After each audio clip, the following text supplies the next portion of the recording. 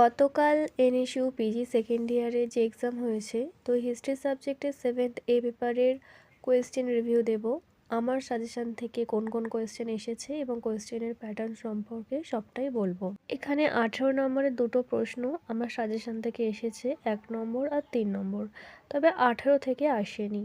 3 নম্বর কোয়েশ্চেনটা এসেছে 12 প্রশ্ন থেকে এবং 1 নম্বরটা এসেছে 7 থেকে। আমি তো আগেই বলেছি এরকম ঘুরিয়ে ফিরিয়ে প্রশ্ন আসে, তবে 12 প্রশ্ন 12 সাজেশন থেকেই এসেছে। হ্যাঁ, প্রশ্ন ওয়ার্ড বাই ওয়ার্ড আসেনি, তবে এই প্রশ্নেরই একই উত্তর হবে। শুধু এই দুটো প্রশ্নই নয়, আরও 3টে প্রশ্ন কমন এসেছে, মানে 12 নম্বরের 3টে লিখতে হবে, তার মধ্যে 5টা প্রশ্নই আমার সাজেশন থেকে এসেছে।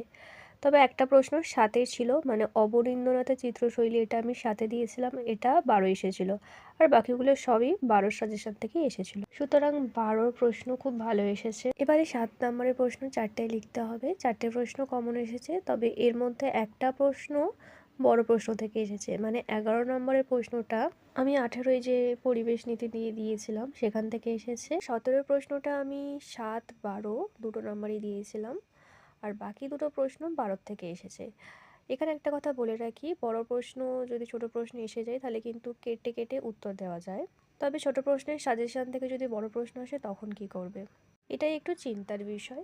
তবে তার জন্য বই রিডিং পড়তে হবে। এনএসইউ যে স্টাডি মেটেরিয়াল, সেই বই ছাড়াও আরও অনেক বই পড়তে হবে, আর আমি কী কী বই পড়তে হবে সেই নিয়েও একটা ভিডিও বানিয়ে খুব শীঘ্রই পোস্ট করব।